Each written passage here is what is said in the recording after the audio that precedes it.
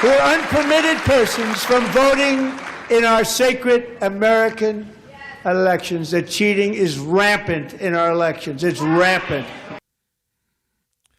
Well, there's an argument to be made about whether that is accurate or not. However, one of the things that I saw online this morning and why I wanted to talk to our next guest is that there was a message on social media on X that said a frustrated Thune finally quashed the, quote, talking filibuster because at least four Senate Republicans will not vote to kill Dem amendments guaranteeing the SAVE Act has no path forward. So I wanted to talk to Cami Mondo, the congressional correspondent with the Deseret News, and say, is that post on social media, is that an accurate view, Cami? Well, you never know until you know. But with this, situation, Thune has started to say that he would bring it up for a vote, but that 60-vote filibuster is the sticking point. And also he admits with the talking filibuster that Senator Mike Lee is pushing for, you would need unity from all Republicans to shoot down any amendment. And that is hard to come by, to get all Republicans to stand together on everything, as we've seen over the last year. I see that they've named at least four who will not, and that's Tillis, Curtis, which is our guy, McConnell, and Murkowski.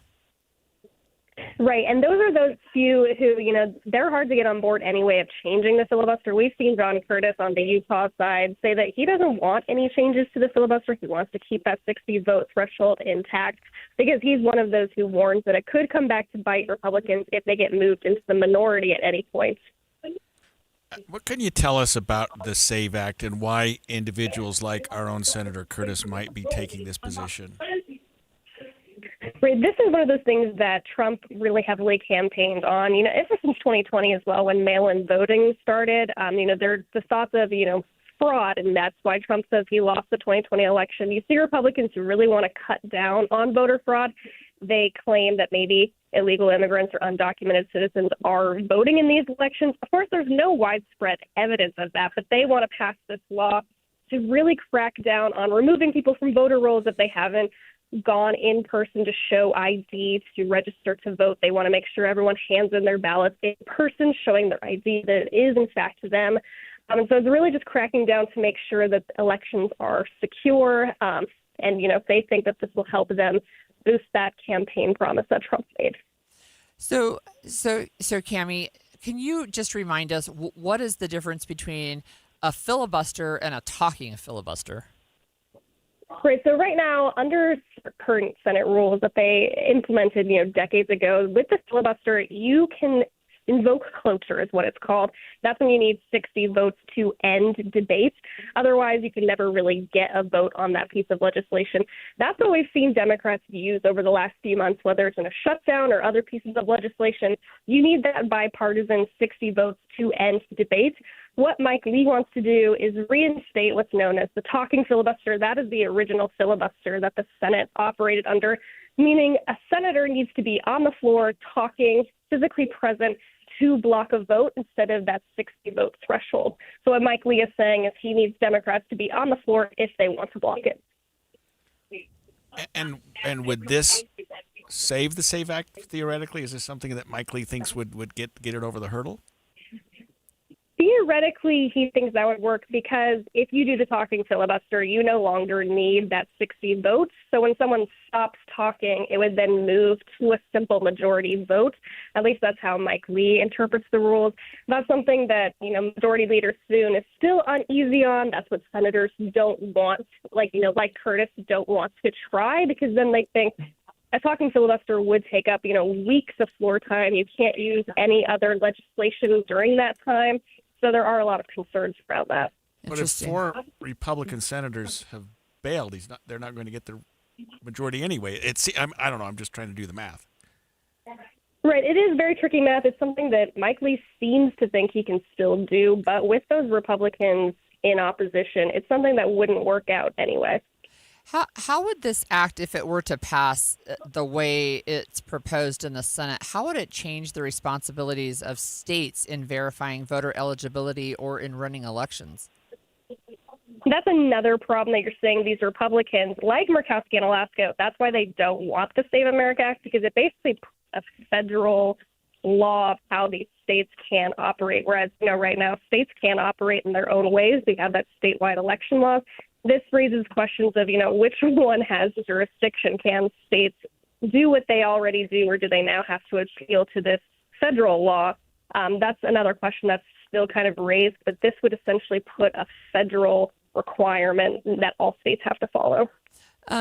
Just a follow-up question. My understanding is it's constitutionally mandated that states have control of their elections. Wouldn't this actually be an unconstitutional bill potentially? That's also one of those, oppositions you're bringing from Democrats and from Republicans, that this would now, you've seen Trump want to nationalize elections. That's effectively what this bill would do. And so it would, run into those constitutional challenges, which I think is also why you haven't seen it get a vote yet. Do we know after the State of the Union address, and we heard President Trump's remarks and his hyping of the Save America Act, whether that moved the needle with respect to some of these Republican senators? I did catch up with Senator Mike Lee yesterday to ask him that question, if he's seen more enthusiasm or more people cross the aisle. He said that, the enthusiasm has increased, I think, from the same members who are already on board. I don't think it's moved the needle for members who have been skeptical. Mike Lee says he does expect that Trump will probably continue those conversations behind the scenes, but as of right now, it seems that it's invigorated the people who have already been on board. All right. Thanks so much, Cami. That was Cami Mondo with the Deseret News talking about the Save America Act. And, it does face an uphill battle already. And I think it maybe just got harder with Thune saying we've got an issue here. But I wanted to talk about a Utah ballot, if that's okay, a Utah ballot proposal. I thought there was one similar. There is. And so it's not as big as the Save America Act in a single bill, but there is a bill that would require Utah residents to show identification. We've known that, but to opt in on a regular basis to do vote by mail. And one of the issues that it would do is it would require voting drop boxes to be staffed by at least 2 people at least 8 days before Election Day, in addition to having people verify. So you could get your ballot by mail, but this would make you take it to a drop box or a voting location. And show your identification. And show identification at the same time, right? So if you remember, we've had this conversation already about fraud in Utah elections, people maybe on the rolls who weren't voters. Out of a 2.1 million election record, the lieutenant governor's office found one person who had registered but hadn't voted. Right. Yeah. So it's a problem that doesn't exist that they're trying to solve. So I'm on a soapbox here for a minute, but vote by mail in Utah has been so successful, and we tout it, and we tell the rest of the nation, hey, this works. And so for us to take a step back, I think sends the wrong message when we're one of the states that really got it going as well as we have. It's an interesting discussion, I think. And, when we went to vote by mail, universal vote by mail, one of the arguments was we want to allow more people to vote. And that's exactly what happened, is we allowed more people to vote because we made it easier for them, for the busy mom, for the people who work swing shifts, for the people with disabilities who can't leave their houses, right? We saw our voter participation increase. And I'm one who believes that the more people who weigh in, the better our decisions are with our elected officials and policies, et cetera. So it does feel to me like a step backwards as well, especially when it looks to be a solution in search of a problem, a stated problem, but not one where there's data to back it up. Yeah, always concerned about elections lately in a way that we just didn't have even 5 or 10 years ago. Yeah, that's right. So when we come back, we're going to talk about some additional bills that we've been keeping our eye on in the state of Utah. Stay with us. Are your investments in the right accounts? What's best, traditional or Roth? Are you receiving all available tax deductions? Are you paying as little in tax as you can? These are all questions you can't afford to get wrong. Hi, I'm Jeff Jr., founder of Trajan Wealth, and in many cases, it's not what you make, but it's what you keep that makes the real difference. Trajan Wealth and Trajan Tax work closely together exclusively. No more guessing about whether you should do a Roth conversion, or if maxing out your 401k is really the best option. Our nationally recognized fiduciary advisors and CPA team work in tandem to make sure your tax strategy works with your investment strategy. We'll even do your tax preparation. One team, one strategy. Isn't it time for a second opinion? Call Trajan today, 801-207-9900. That's 801-207-9900. Trajan Wealth, an SEC registered investment advisor. Additional services through Trajan Estate and Trajan Tax. Additional disclosures and accreditation at TrajanWealth.com. We asked parents who adopted teens to share their journey. There are many times I thought, I can't do this. I mean, what parent isn't worried about? What am I not doing right? What am I not doing enough? And then I realized, wait, that's being a parent. Don't worry about being perfect. I've had around 3 other mother figures in my life, but only one of them has taught me how a mother loves. The greatest reward for me is he makes me better every day. I would tell a family considering adopting a teenager that teenager, whoever it is, needs you, and they need what you have to offer.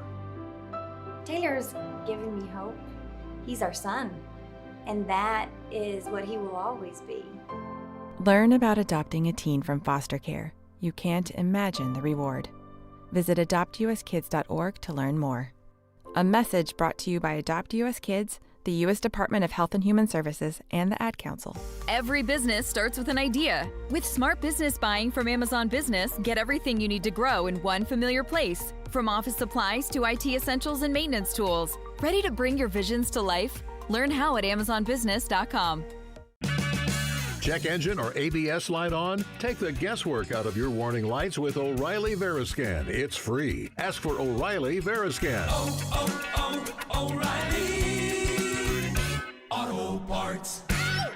I know that hiring can be challenging. You need someone to match your role perfectly. Well, now you can meet them fast on ZipRecruiter. Build your team, build it sooner. Meet your match on ZipRecruiter. Just head to ZipRecruiter.com/free right now to try it for free. That's ZipRecruiter.com/free. Meet your match on ZipRecruiter. Try it free. If you're talking, they will hear you. We all want our kids to grow up safe and healthy, so we show them how. And we tell them with honest conversations that let them know what we expect. Not just one time, but every chance we get. That's especially important when it comes to alcohol and other drugs. Kids not only need to know the dangers and how to avoid them, they need to hear it often from you. And when it comes to pain medications, opioids, they need to know that they should never be taken without a prescription and never shared with friends or family. It's dangerous and illegal. So talk with your kids and guide them through the challenges of growing up safe and healthy. Because when you talk, they hear you. For more information about talking with your kids about underage use of alcohol and other drugs, visit underagedrinking.samhsa.gov. So talk, they hear you. You can do it if you try. Getting help with plumbing repairs is easier than you think. All you have to do is call Any Hour Services or schedule an appointment at anyhourservices.com. No one helps more homeowners than Any Hour Services. Over the years, you've brought them into your home. You were prescribed opioids after the C-section, when Dad injured his back, when your basketball star tore his ACL. Opioids helped with the pain, and you held on to them just in case. But did you know holding on to unused opioids puts your family at risk? Opioids are powerful pain-reducing prescription medicines, but most people who are prescribed opioids don't finish their prescriptions. So millions of unused opioids are sitting in homes across the country. And tragically, more than 100 Americans die every day from overdoses involving opioids. What can you do to protect your family? Remove the risk of unused opioids from your home. Pills, patches, or syrups in drawers, purses, and cabinets, anywhere they might be hiding. To find out how to dispose of them properly, visit www.fda.gov/drug disposal. Inside Sources. There's so many bills I want to ask you about, Holly, and I'm going to put you on the spot a little bit here. But one of them that I've always thought, that I've been thinking was interesting was, first of all, I've always assumed when you go to the Department of Business that the Lieutenant Governor and Secretary of State were the same position. And I know that's not exactly the case. But there's a bill that would create separate offices Yeah. for the lieutenant governor and secretary of state, and effectively create a new office which is specifically designated as the secretary of state. Yeah, that's right. So states do different things in different ways, right? But in our state, the lieutenant governor is the one who is over the state elections office. And what that means, as we've talked about before, is they kind of oversee. They're not the ones who count the ballots. Those are the county clerks, but they're still responsible for the state election office. What this bill would do, and there's actually two bills, and we can talk about them both, but what this bill would do is separate that out. And so it would create an elected office for a secretary of state. We would still have a lieutenant governor, but this elected official would oversee state elections. And then I listened to part of the committee hearing, and one of the legislators said, well, wouldn't this person also have to be elected? And the bill sponsor said, yes, they would be elected. So how is that different than the lieutenant governor being elected? Right. And I think the question here is, are people concerned about a conflict of interest if your name is on the ballot and you're overseeing elections? The answer to that is, while some people complain about conflicts, I understand that. I get that. However, there are already processes in place for people whose names are on the ballot who are the lieutenant governor. So previous to Lieutenant Governor Henderson, we had Lieutenant Governor Spencer Cox. Before that, we had Lieutenant Governor Greg Bell. Before that, we had Lieutenant Governor Gary Herbert. Right? I mean, those are some names that we should recognize. Right. So this proposal would strip all of those duties out from underneath the lieutenant governor and put them under an elected secretary of state. So before we get to what's left in the auspices of the lieutenant governor, the duties of the lieutenant governor, wouldn't the secretary of state having to sit for election still have the same potential problem for conflict? I see it that way. The way that the Secretary of State would be elected under this bill, if it were to pass, would be that instead of on the year where the governor or lieutenant governor are elected every 4 years, they would be 2 years on the offset. So it'd be like a midterm election instead of with the rest of the state elected officials. But it would still be a statewide elected official, right? Okay, then the second part is, how much of the lieutenant governor's duties are elections, and if that's stripped from that office, what remains? I'm certain there are a lot of activities there, because I see her being very active. So part of it is what remains legislatively versus what remains in the purview of the lieutenant governor to decide. I think legislatively, there's not a lot that remains. So the lieutenant governor does serve on a number of committees, and they're on a number of boards, and then it's up to the lieutenant governor and the governor to decide, is this person going to go around and represent me? And that's one of the things that the bill sponsor says is, if we're going to have a secretary of state, that frees up the lieutenant governor to be the, quote, ambassador for the governor.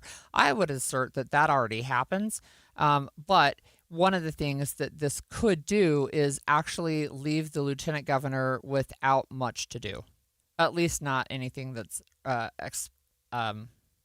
spelled out in code. Right. And to be clear, the lieutenant governor's position isn't run independent of the governor. They run as a team. They do run as a team in our state, and there are some states, including Idaho, where they run separately, and so that's interesting too, because there have seen a Republican and a Democrat. I don't know if in Idaho you have to be the same party, but what I've seen is there has been in the past some acrimony between the governor and lieutenant governor, and I remember one instance where Idaho's governor went back to DC for some meetings, and the lieutenant governor issued a series of executive orders that completely overturned something the governor had done, and he came right back and struck those executive orders. I mean, so yes, in Utah they run as a set, a governor and lieutenant governor. But when the governor's out of town, you have gubernatorial authority, and you can start issuing the orders. It actually, not in Utah. They have to if they're in surgery, and they're not capable of making decisions, then the lieutenant governor takes over. But I will say there's also a second component to this, and this is that this proposal has to go to the voters because it would change the Utah Constitution. So there's two parts. So one bill would set it up, and then the other bill says we have to send this to the voters of the state of Utah. It has to pass by 2/3 in the House and in the Senate, and then it has to go on the ballot because it's a constitutional change. So it would have 2/3 of the House passing it, which is likely if it has Republican support, 2/3 of the Senate, and then a majority of the population. That's right. It's a simple majority, so it's 50% plus one, right? Plus one voter. So that's a set of bills. A ways down the road. It could be, although if these pass, this will be one of the questions on the ballot in November. Oh, this year. Yeah, this year. Interesting. Yeah. So can you talk to me about the guest worker program in Utah? Sure. That's an interesting one, and I thought it was a national policy. So I'm surprised Utah's taking it up. Okay, so it's a little bit complicated, but in 2011, when I was in the House, actually, it was the year.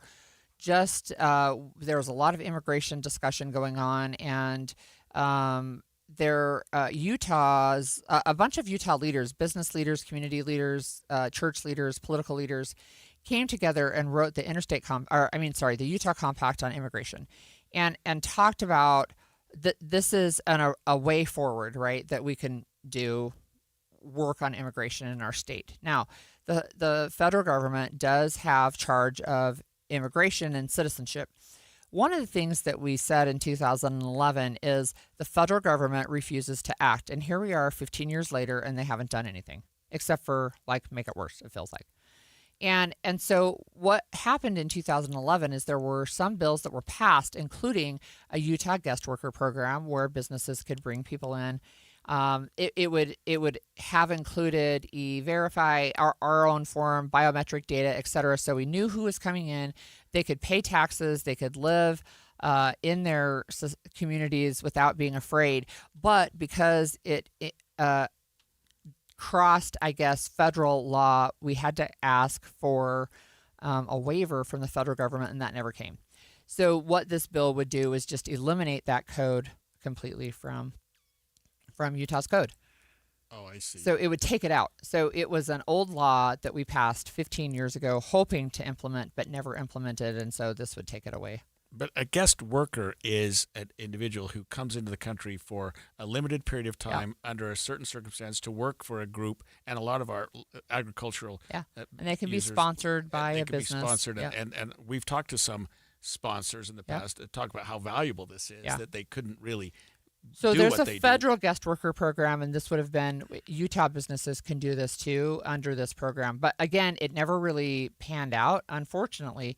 And so this would be one just that would repeal that. So that's interesting. Okay, and finally, and I don't know, this one's just, I don't necessarily understand it, but House Bill 315 requiring schools to show videos of the fertilization process through birth. This bill, I think it's not even, I don't think the sponsor is hiding her intent to decrease abortions in the state of Utah by making visible to kids starting in the 3rd grade the process of a baby growing inside of a mother, right, from fertilization to birth, but also requiring at least 3 minutes of ultrasound where you can see the baby's heartbeat and you can see the baby moving and those kinds of things. The issue with this bill that I've heard already, it was heard in committee this morning, but this bill did not ask for input from the schools. They didn't ask for input from the PTA. This bill came out and said, we're going to do this, and we're telling you this is what the curriculum will be.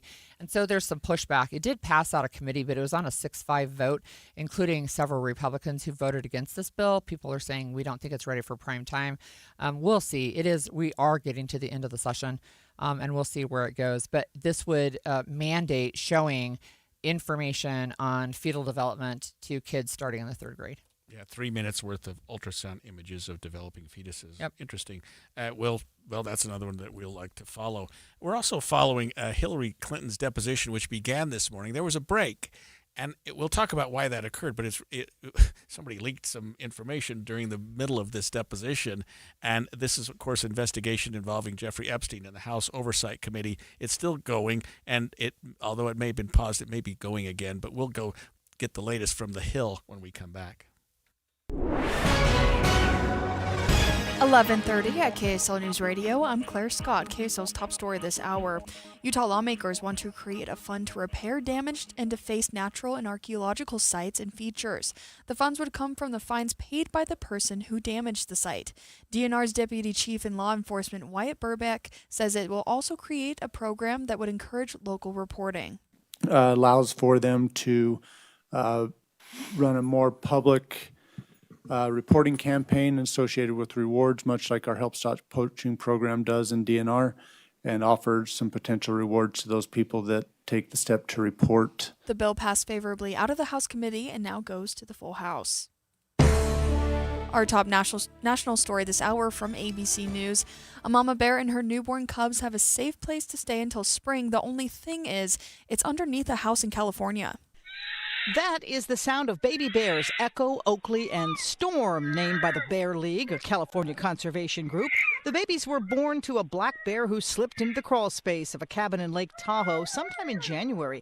The owner could have had her removed then, but once she gave birth, it became illegal to force the bears to leave because the babies could have died in the elements. The Bear League is trying to remind people to secure their homes, especially their crawl spaces, to prevent them from becoming dens for wayward bears. Sherry Preston, ABC News. Your money at this moment, the Dow is down 158 points. The S&P is down 72 points. And coming up, more rain next week. KSL weather is next. KSL News Time, 11:31.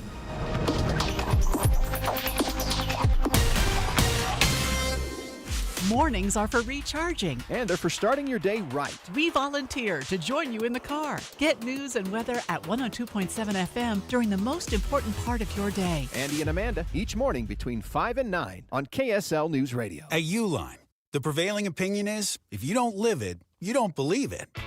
The people at Uline believe in hard work, and they live it by being there 24/7 to answer your call, having 41,000 items in stock, and offering same-day shipping from 12 locations across North America. Business owners, sellers, buyers, shippers, and packers believe it. Uline is the hard-working, dependable source for your shipping and industrial supplies. Visit uline.com. Trying to make sense of the markets? Looking to diversify out of all the craziness? Thinking about tangible assets like precious metals? Listen to The Gold Show with Kenny Michaels right here on KSL at 3 p.m. Sunday afternoons. Stay up to date on retirement trends, how the IRA rollover process works, and why investors are turning to physical gold. Kenny is a national talk show host with decades of experience in the markets. Tune in for Kenny's Insights and The Gold Show this Sunday afternoon at 3.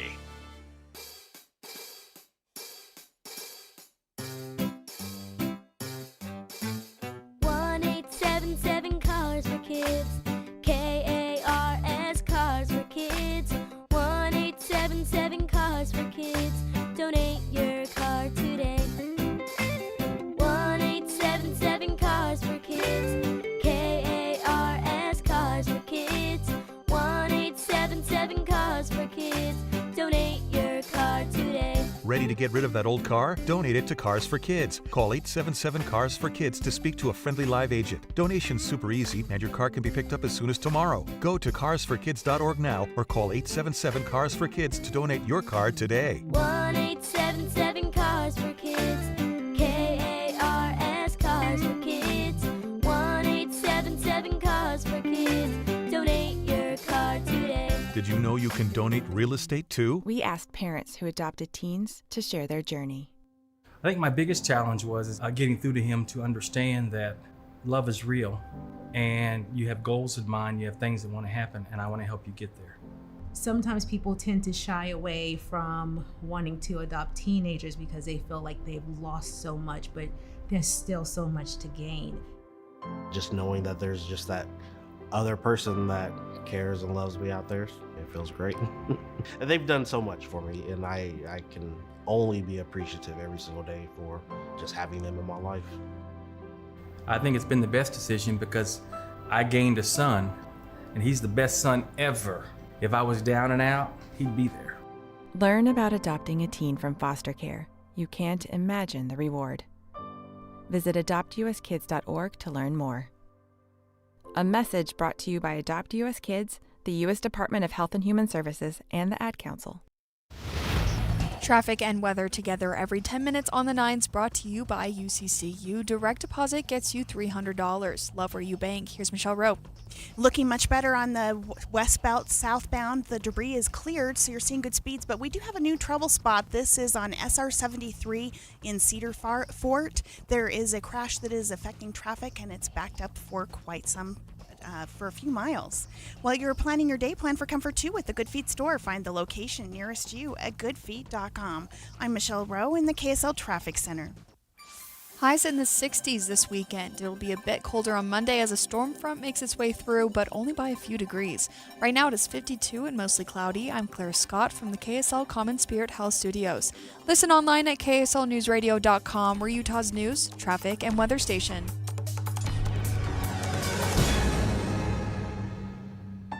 The all-new Inside Sources. Your inside access to the people and policies shaping Utah's future.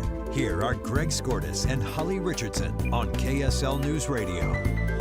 Well, about this time this show started today, former Secretary of State Hillary Clinton was starting a deposition, and it was an little bit unusual deposition. She had been subpoenaed by the House Committee on Oversight and Accountability for a confidential deposition. That is, it's closed behind closed doors, but it's still under oath, subject to perjury, and it was to investigate, I guess, her involvement in perhaps the Epstein scandal, what she knew about it.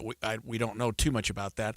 She gave a really compelling opening statement, at least, and something that she had drafted, and I assume she read it at the outset of the deposition, and you read parts of that. Very accusatory of the Republicans and of the process, and why are we looking here and not here? And part of a concern also was that others who have been questioned have been able to just come in and give a written statement, but she and her husband, Bill Clinton, whose deposition is tomorrow, were forced to come in person. We also learned, and we'll get more in just a minute from our guest, that there was a break in the proceedings for a little while because of a leak that occurred during her deposition. Well, we'll ask our guest about that, and that's Ashley Fields, a breaking news reporter with The Hill. Thanks for joining us this morning, Ashley. Thank you so much for having me. Can you just tell us right off the bat what happened with the little pause that we had? Of course. So right now, Hillary Clinton is being deposed in New York, and right now, previously, the session was halted after an image was leaked. Rep. Lauren Boebert of Florida apparently sent an image of Clinton testifying to Benny Johnson, who is a conservative commentator, which was later uploaded online. As you guys previously mentioned, she is testifying behind closed doors, and there's an agreement that no photos or videos will be released from this deposition until Clinton's attorneys have had a chance to approve those materials. So is there any kind of, I guess, consequence for Representative Boebert or for Benny Johnson? There could be. That's all going to be forthcoming, and definitely something that Clinton could choose to pursue with her lawyers, especially after she's shared claims of, being treated unfairly, her and her husband, after they were required to provide this testimony in person. So there could be some punishments forthcoming. You said that this deposition is going on in New York. Does that mean that the committee traveled to New York, or is she on some sort of a television closed circuit? So some of the committee is there in New York, while others could be in D.C. It's up to lawmakers themselves whether they attend or not. As we know, in the past, Les Wexner was deposed, and some Republican members did not attend that hearing. So it's up to each lawmaker how they are going to make sure they hear her testimony. I guess why wouldn't she just go to Washington? She was originally scheduled to be in Washington, and after a push to have this hearing shown on television live and also allow media in to photograph her, there were some changes behind closed doors. I guess now that it's a closed-door testimony, they felt a bit more comfortable doing it away from all of the noise that's in the nation's capital. Ashley, can you tell us anything you know about the deposition besides the break they had to take for the leaked photo? Of course. Hillary Clinton posted her opening statement on social media earlier today, and again confirmed statements that she's made in the past, that she had no relation to Epstein. She cannot recall meeting Epstein. She shared work that she did as Secretary of State and also as the former First Lady to prevent sex trafficking on a global scale. Her husband is set to be deposed tomorrow, and so more information could be forthcoming there. But Clinton has, definitely solidified herself as someone that was not involved with Epstein at all, while her husband has taken several flights with the now deceased convicted sex offender. You may not know the answer to this, Ashley, but do we know who's actually doing the deposition? I know there are several House members that would be there, but is there someone that's taken the lead? So that's something I'm unclear on right now. I know that House Oversight Committee Chairman James Comer is someone who's had a large role in all of this and is likely to provide a statement during this deposition. There could be others, but as we know, Clinton will be the first and, the longest speaker throughout the deposition as she's providing her own testimony and answering questions. Ashley, what happens with the testimony of both Clintons after they're done with these depositions? So after the Clintons and their lawyers have had a chance to review the recorded video, there's a possibility that could be released to the public. That's the expectation right now. They could have further or forthcoming statements about the deposition in response to this, and they also could present additional information about what was known about Epstein during the Clinton administrations and possibly what was done on a federal level at the Department of Justice or otherwise, because that is the main focus of this deposition, is not only what the Clintons knew about Epstein's criminal dealings, but what was done to prosecute him and some of the wealthy people around him that were involved in the international sex trafficking ring. And Ashley, when a person is subject to a deposition of this nature, I mean, I practice law, and so when a person lies in court, of course, they're subject to punishment under perjury, but this would be similar, correct? I mean, she's under oath. It's an official investigation, and she could be, if it's found that she lied or knowingly gave false information, prosecuted criminally, correct? That's correct. She could be criminally prosecuted for providing false testimony to Congress, false testimony to lawmakers who are on this committee. And we know that the Clintons have already faced criminal repercussions after previously asking to provide a written statement instead of a testimony in person. There was a threat to hold them in contempt if they did not comply with lawmakers' request to be made available to provide an oral testimony. Up until this point, many of the other people interviewed on this topic of Epstein before the House Oversight Committee have had the opportunity to forego an in-person appearance, but both of the Clintons, as you mentioned, today and tomorrow will provide statements to lawmakers about their knowledge of Epstein and his dealings. Is there any other person or persons right now that the Oversight Committee is talking about having come testify?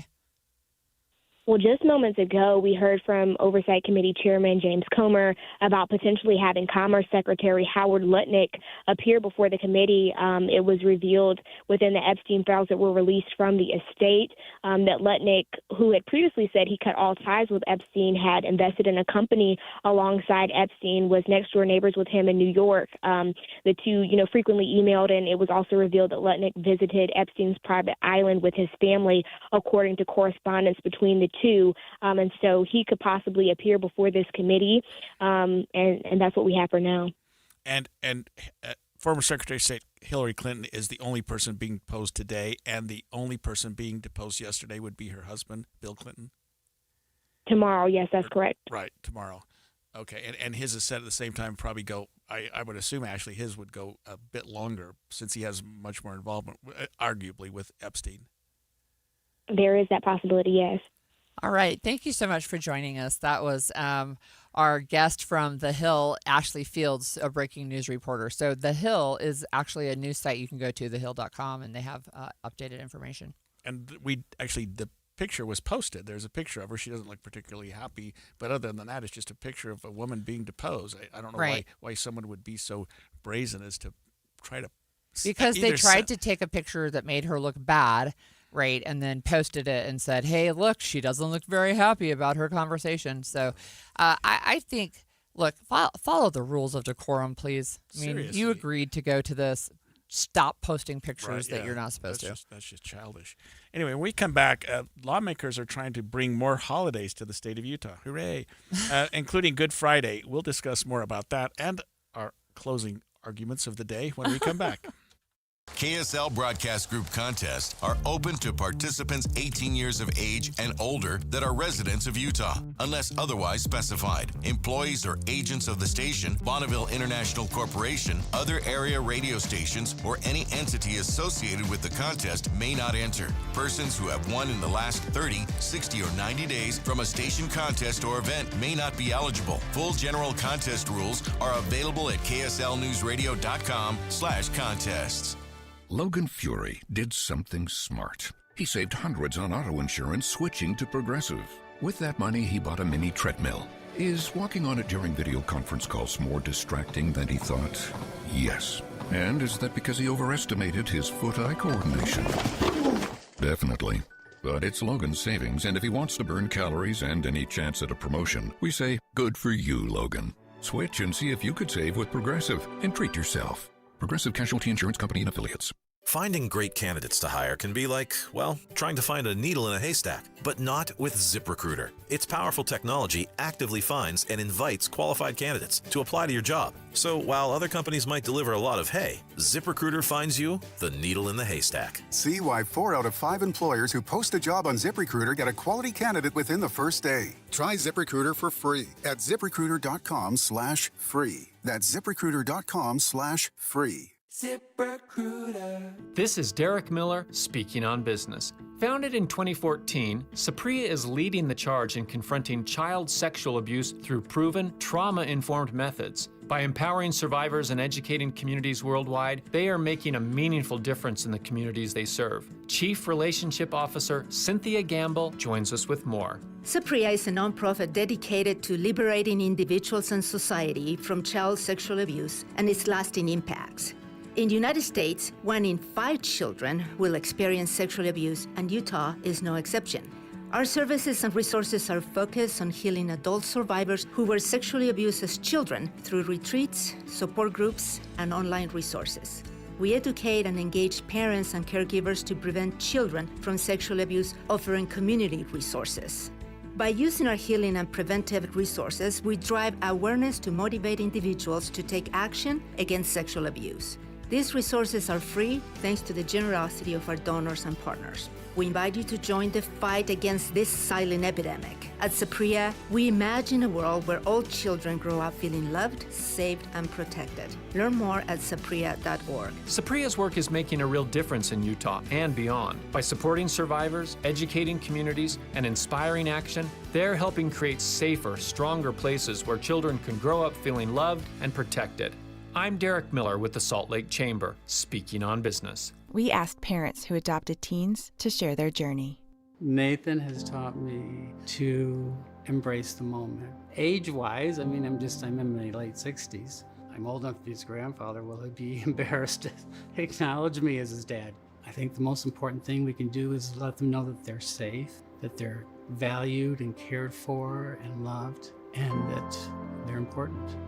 I knew I wanted to be adopted by him because of how he taught me to be the person who I am today.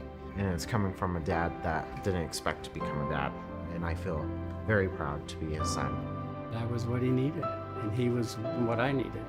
Every day is full of new opportunities. That's what it's been about, realizing the simple things that it takes to make such a huge difference in these kids' lives. Learn about adopting a teen from foster care at adoptuskids.org. Brought to you by Adopt US Kids, the U.S. Department of Health and Human Services, and the Ad Council. Most of us like to be out in the sun. That's why sunscreen and other safety measures are key to protecting your skin from aging and cancer. The FDA recommends using a sunscreen with a sun protection factor, or SPF, of 15 or higher. Also, look for broad spectrum on the label. That means both harmful ultraviolet A and B rays are blocked. UVA rays age the skin, UVB rays burn, and both cause cancer. But the perfect sunscreen doesn't count if you use it wrong. Don't need sunscreen on a cloudy day?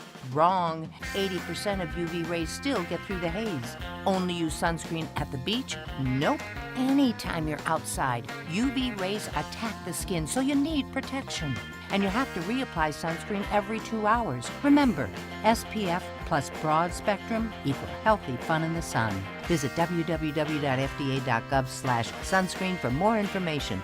A message from the U.S. Food and Drug Administration. The new Inside Sources.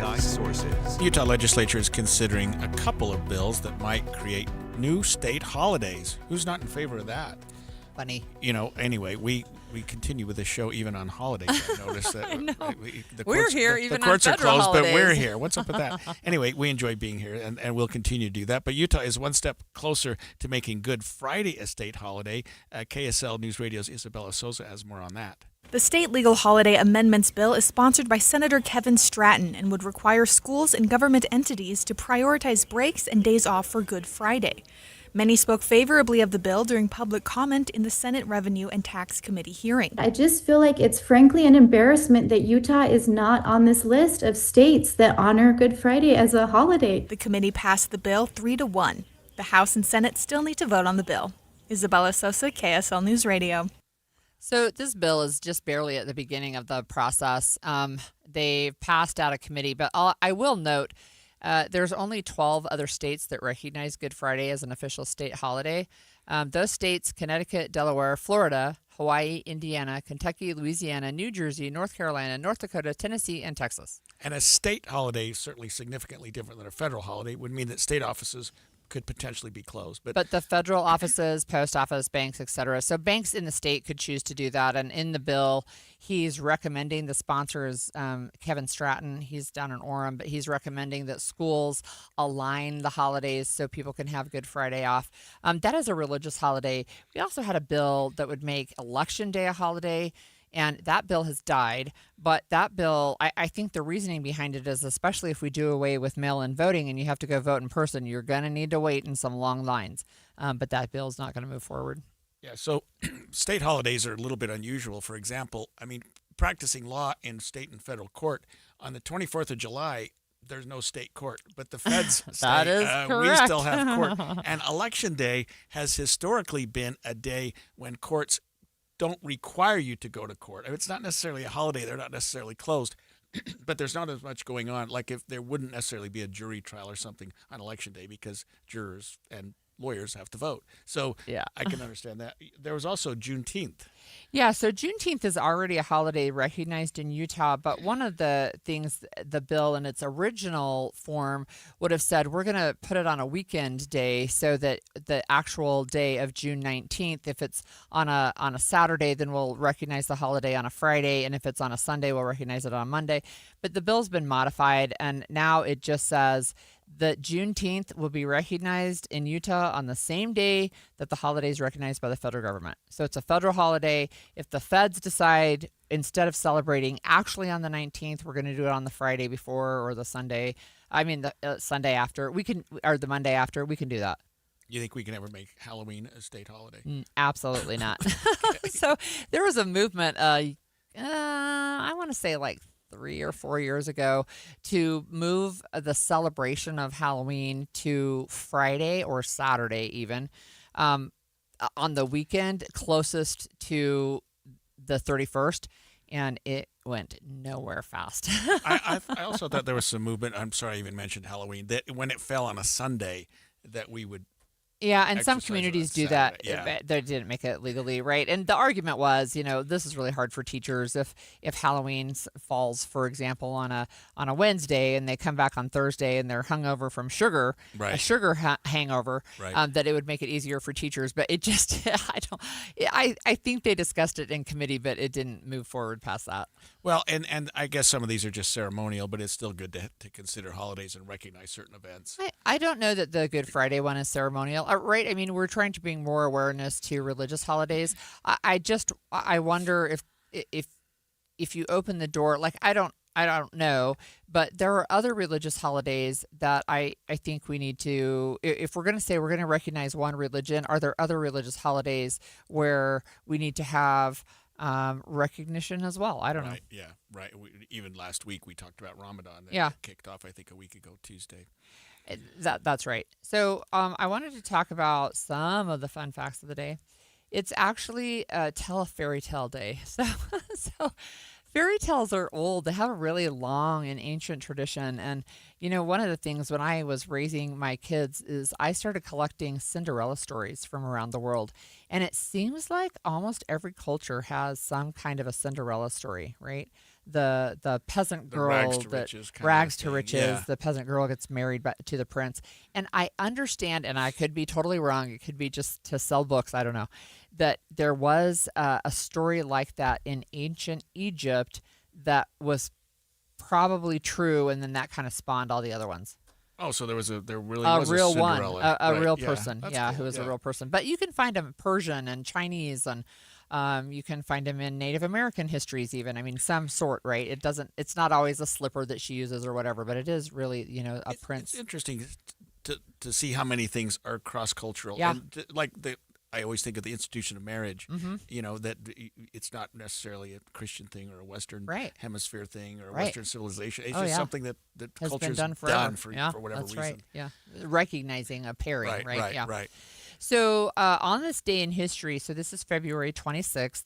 Yesterday we talked about Bryce Canyon National Park, its birthday. Well, today, in 1929, the Grand Teton National Park was established. So actually, Bryce Canyon National Park is 1 year older than Grand Teton. Yeah, and Grand Tetons are just spectacular. They are. I mean, I do a bicycle race every year that ends at the Tetons, and when you can see them in the horizon, you know that you're 5 miles away. And but that's right. I actually skipped ahead a little bit too. So in 1919, the Grand Canyon National Park was established. On this day? Yeah.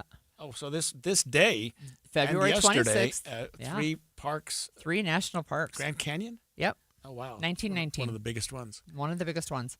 I've been there. It is super impressive. Right. Yeah.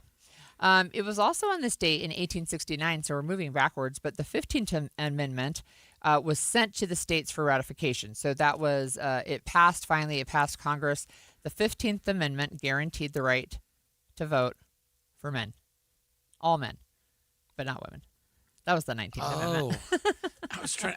Usually you put me on the spot. Well, Greg, tell our listeners what the 15th Amendment was. I'm thinking, I didn't give you any warning. warning. No, that was good. Yeah, it allowed all men to vote in the country. As opposed to men who are white property male owners. property owners. Yeah. Yeah, exactly. Right. So this is interesting, I think. In 1935, a man named Hitler signed a secret decree authorizing the founding of the Reich Luftwaffe, so the Air Force, basically, for the Third Reich. So he signed that order. And then in 1962, this is a U.S. Supreme Court decision, they disallowed race separation on public transportation. So that is the buses and the trains and So 1962. Do you have the name of it? Of the decision? Yeah.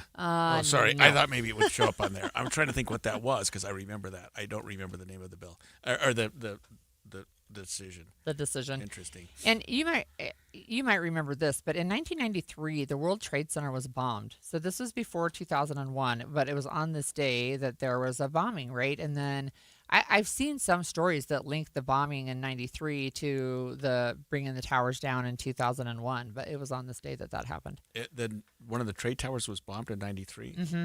Yeah, there was a bomb placed, I think, in the basement, if I remember correctly. But yeah, there was a bunch of smoke and some damage, but not as much damage. Oh, that's right. It was like a concrete area. Yeah, they thought it could affect the whole integrity of the building because of where it was placed. That's I remember that. And then, kind of a sad one, in 2012, on February 26th of 2012, 17-year-old Trayvon Martin was shot and killed while wearing a hoodie. So if you remember that whole conversation, he looked scary because he was wearing a hoodie. Yeah. Wow. And I remember that one as well. It reminds me of the whole the No Kings rally and the shooting that happened there, and he was scary. Looked scary. People looked scary, and therefore they're subject to something. Anyway, execution. Yeah. Okay, I do have a joke for you. It's not as good as yesterday's, though. You loved yesterday. I know, it's so You funny. were laughing before you finished it. Okay, have you ever been to Engagement, Ohio?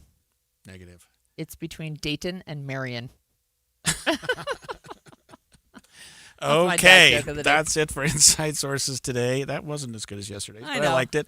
The Salt Lake County Sheriff is reporting a spike in complaints about unidentified ICE agents inside courthouses. Midday with Maria Chaleos has more on that straight ahead. Stay with us.